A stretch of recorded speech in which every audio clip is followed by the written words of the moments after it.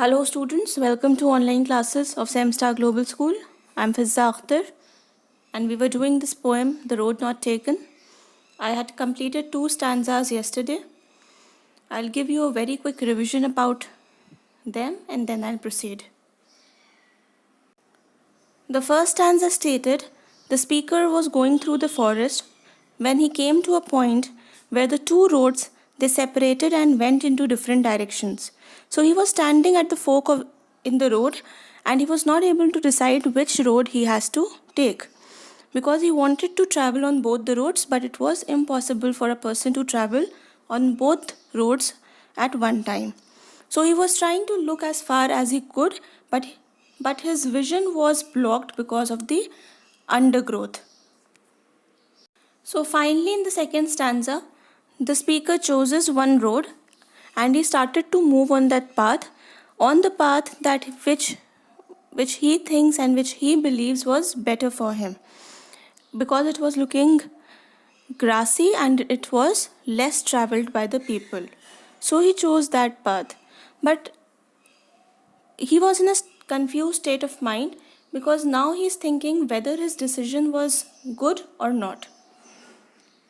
So now we are moving towards the third stanza and it says, and both that morning equally lay, in leaves no step had trodden black. Oh, I kept the first for another day, yet knowing how way leads on to way, I doubted if I should ever come back. So the first 2 lines, and both that morning equally lay, in leaves no step had trodden black. This means that the poet is again finding the 2 roads same, but now he goes in the flashback.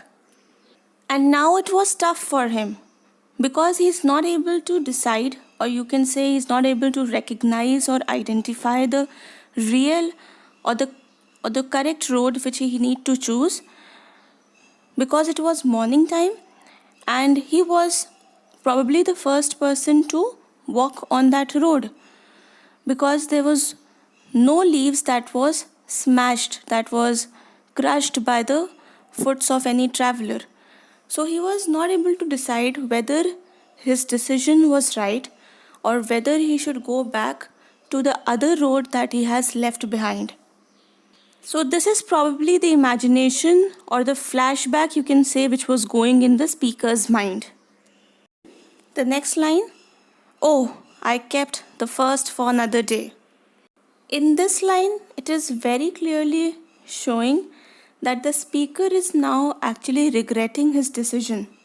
He is not able to decide, as I've told you, he is not able to decide whether the road he has chosen is good for him, is right for him or not. So he's regretting his decision and he's saying that one day I'll come back to the same point, the point that I had left behind.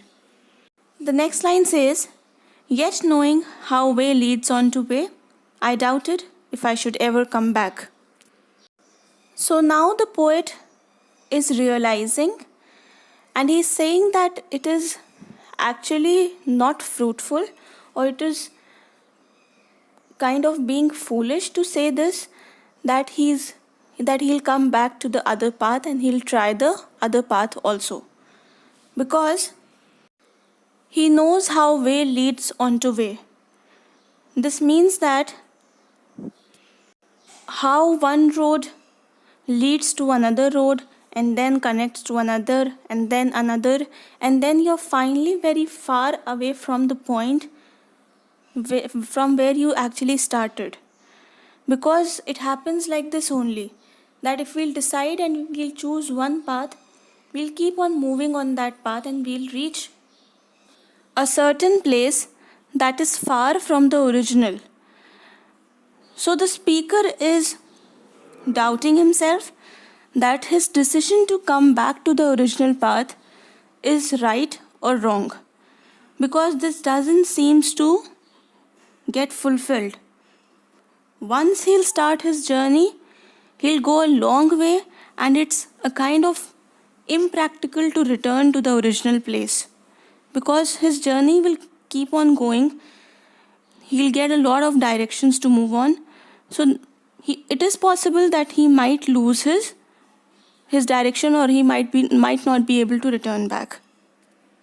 So that was all the flashback that was going on in his mind, keeping in mind the reality of this life as well. So that was all about the first 3 stanzas of the poetry.